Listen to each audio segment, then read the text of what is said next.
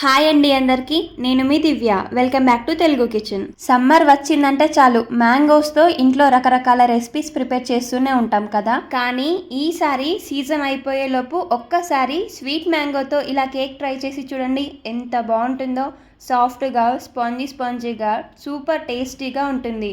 అలానే ఈ cake prepare చేయడానికి మరీ ఎక్కువగా టైం కూడా పట్టదు, ఎక్కువ ఇంగ్రీడియంట్స్ కూడా అవసరం లేదు. మన ఇంట్లో ఉండే వాటితోనే చాలా తక్కువ టైంలో ఈ సాఫ్ట్ అండ్ స్పాంజీ మ్యాంగో రవ్వ కేక్ని ప్రిపేర్ చేయొచ్చు. సో మరి ఇక లేట్ లేకుండా ప్రాసెస్ ఏంటో చూసేద్దాం పదండి. రెసిపీ కోసం ఫ్రెష్ మ్యాంగోని తీసుకొని నీళ్ళల్లో వేసి ఓసారి బాగా క్లీన్ చేయండి.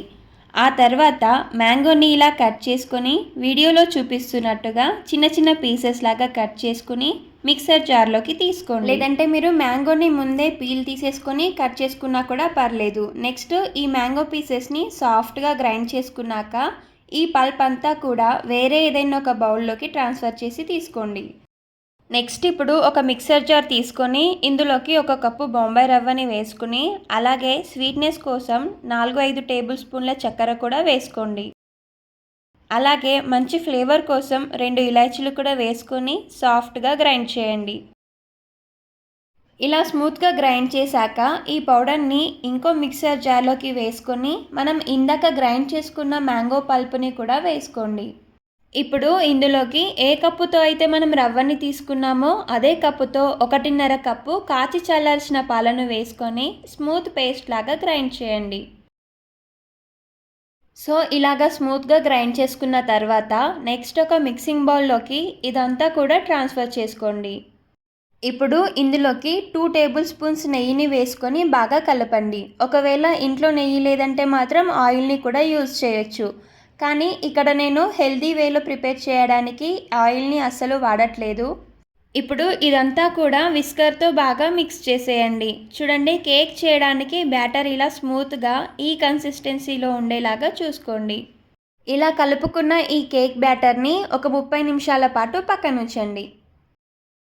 30 నిమిషాల తర్వాత చూపిస్తున్నాను. చూడండి, బ్యాటర్ బాగా నానిపోయి స్మూత్గా అయ్యింది కదా. ఇప్పుడు ఈ బ్యాటర్లోకి 1/2 టీ స్పూన్ బేకింగ్ సోడా వేసుకొని బాగా మిక్స్ చేసేయండి. మనం కేక్ బ్యాటర్ని ప్రిపేర్ చేసుకున్న తర్వాత ఒక 30 మినిట్స్ అలా ఉంచడం వలన బ్యాటర్ అనేది స్మూత్గా అయ్యి మనకి కేక్ టెక్స్చర్ కూడా సాఫ్ట్గా వస్తుందన్నమాట. నెక్స్ట్ ఇలా ఏదైనా కేక్ మౌల్డ్ తీసుకొని అందులోకి నెయ్యిని ఈ విధంగా అప్లై చేయండి. ఇలా అప్లై చేసుకున్న తర్వాత మనం ప్రిపేర్ చేసిన బ్యాటర్ని ఇందులోకి వేసుకొని ఒక 2 to 3 టైమ్స్ ఇలా ట్యాప్ చేయండి. బ్యాటర్ కరెక్ట్గా సెట్ అవుతుంది.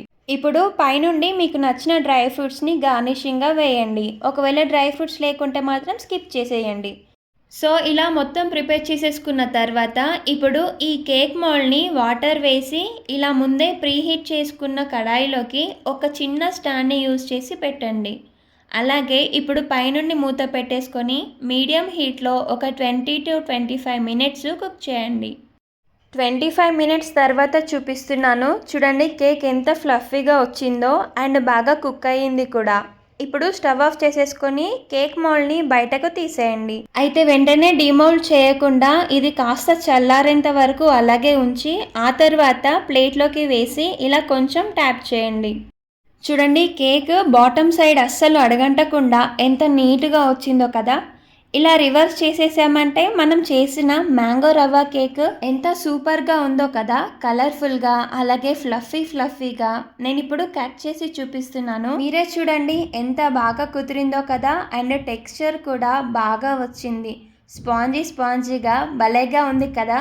మరి ఇంకెందుకు ఆలస్యం, మీరు కూడా వెంటనే ఇంట్లో ఇలా ఒకసారి ట్రై చేయండి. అలాగే ట్రై చేశాక మీకు టేస్ట్ ఎలా కుదిరిందో కామెంట్లో చెప్పడం అస్సలు మర్చిపోవద్దు. అలాగే ఫ్రెండ్స్, మీకు ఈ రెసిపీ నచ్చితే వీడియోకి లైక్ చేయండి. మరిన్ని సింపుల్ అండ్ ఈజీ రెసిపీస్ కోసం మన ఛానల్ని సబ్స్క్రైబ్ చేసుకొని పక్కనే ఉన్న బెల్ ఐకాన్ని క్లిక్ చేయండి. Thank you for watching.